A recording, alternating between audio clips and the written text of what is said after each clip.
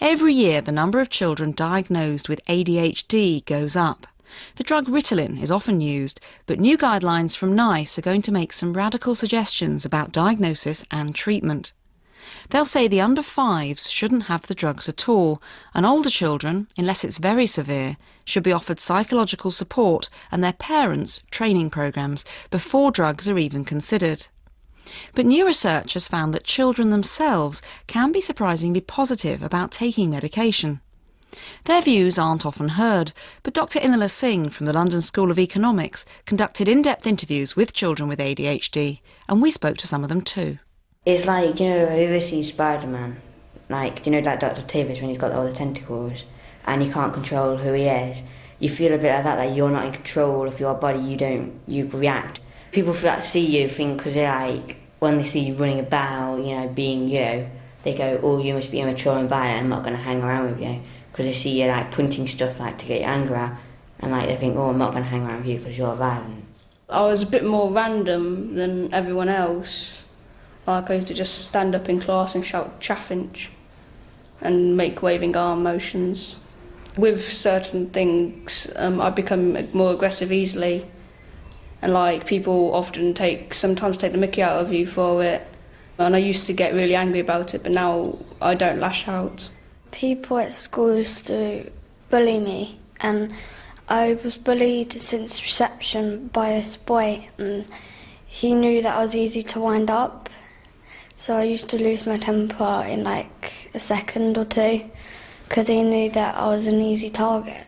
Recently at school, I've had a person almost come up to me and go, do you want to fight? And I'm like, no. And he goes, but you've got ADHD, you have to fight. And I'm like, no, I don't, it's my free choice. I always wanted to be a centre of attention. Where at school I used to make quite a lot of people upset. I never used to have that many friends, because I always used to fall out with them, hit them or shout at them. I couldn't control myself in the way that all my friends could. I used to be a bit more hyperactive than all them. Like, they all used to, like, grow up faster and, like, be more mature. I was a bit impatient. I couldn't, like, control it. If someone said anything to me, I couldn't really control my temper, and, like, I used to lash out at them, but I've learned to calm down a bit now. Some of the names, like pill boy, and some stuff to do with the medication, or others like go angry face, like just useless threats nowadays. But when you're younger, names can be a bit more of a put down. Some of them were talking there about being bullied for having ADHD. Was that something that came out quite strongly in the research? Yes, children are bullied for these ADHD behaviours. They're bullied for their inability to control their impulsive behaviour. They're bullied for not always understanding proper social cues. They're bullied for getting in trouble a lot in the school classroom, for chucking things across the room or for not being able to sit still. So all of these are behaviours that mark children out as different, and they receive quite a lot of bullying, some of them, particularly if they also are not self-confident children. Some children with ADHD have enough social confidence that none of the bullying really matters to them. And some children also have a lot of friends.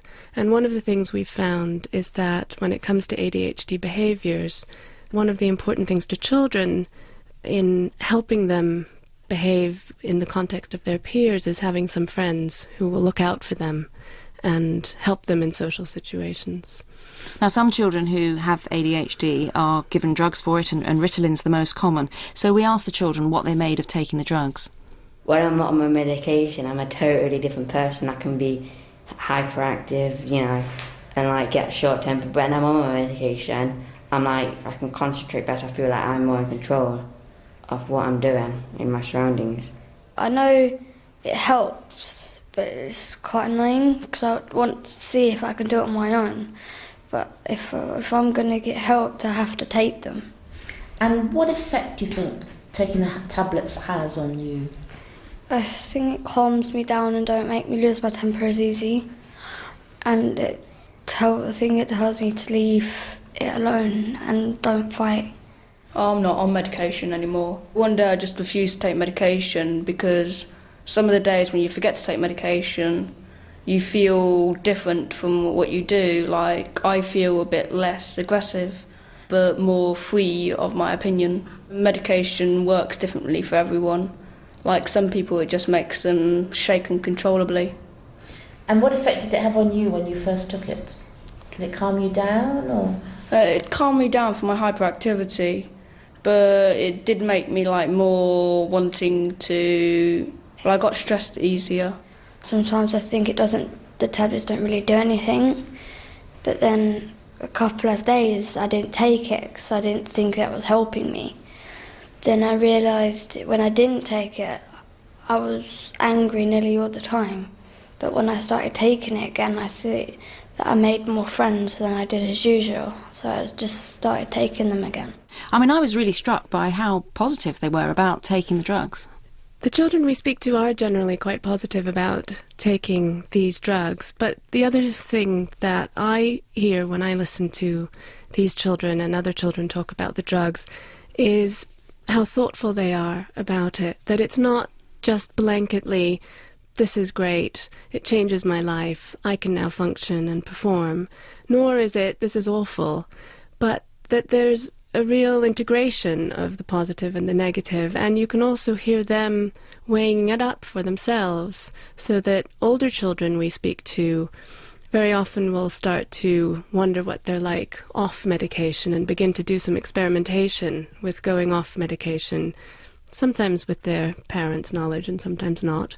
And of course we do suggest that children talk to their parents if they're going to experiment this way, and to their clinicians. But children understand the benefits that this drug has, even though they find it annoying, and they know it's not a panacea.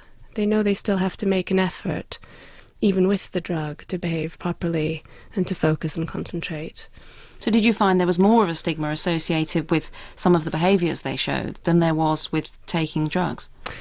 Among UK children we've spoken to, a very surprising finding to us is that there is a lot more stigma attached to ADHD behaviours in the social context than there is to taking medication.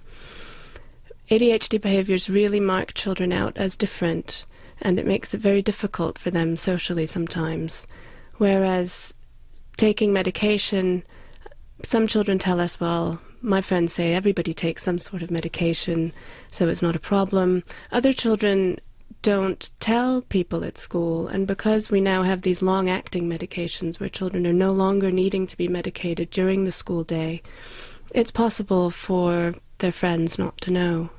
You're doing a larger study that spans the UK and the US. Now over in the US, what sort of age might children start taking medication?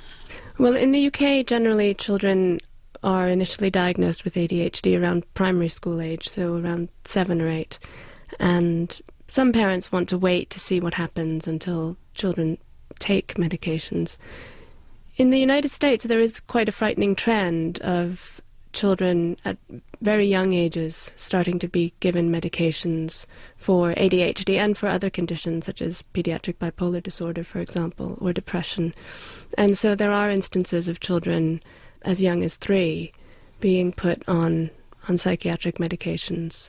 And the problem with this, of course, is that we have absolutely no safety data for this kind of practice. And so we need to be very, very careful about these very young children on these drugs. Also, it must be very hard to diagnose what's normal 3-year-old behaviour and something that needs medication. Yes, well, the normal is a perennial problem in psychiatry, and it is even more a problem when you're looking at the behaviour of young children. And diagnoses creep, in my opinion, in relation also to the pressure from the drug companies to sell their drugs, and a lack of resources in the community to deal properly with the behaviour of children. So it's not to say that drugs don't work and that they aren't appropriate under certain conditions, but we need to be very careful about the other social conditions that create opportunities to take up these drugs. So what sort of impact would you like your research to have, ideally? I would like this research to demonstrate the usefulness of bringing children into the discussion about how to provide good services for families and children in the psychiatric community. But I would also like to demonstrate the usefulness of bringing children into clinical research trials, not just as subjects, but also as people from whom we can learn about the experiences of diagnosis and drugs qualitatively, so that we can understand from their perspectives what it is like to walk around and have these behaviours and elicit the kinds of responses from the community that they do, and to learn from them more about the risks and benefits of taking medications to deal with their problematic behaviours. I think one of the things that we've found very strongly is that some of the ideas out there about the potential harms of medication for children are not being supported by our conversations with children, so that we're not seeing that children's sense of personal authenticity is being violated. We're not seeing that they begin to give over all their responsibility over their personal behaviour to the drug. We're not seeing threats to personal autonomy. So we're learning a lot from children about the kinds of things that we need to worry about and the kinds of things that we don't need to worry about. Dr. Ilana Singh.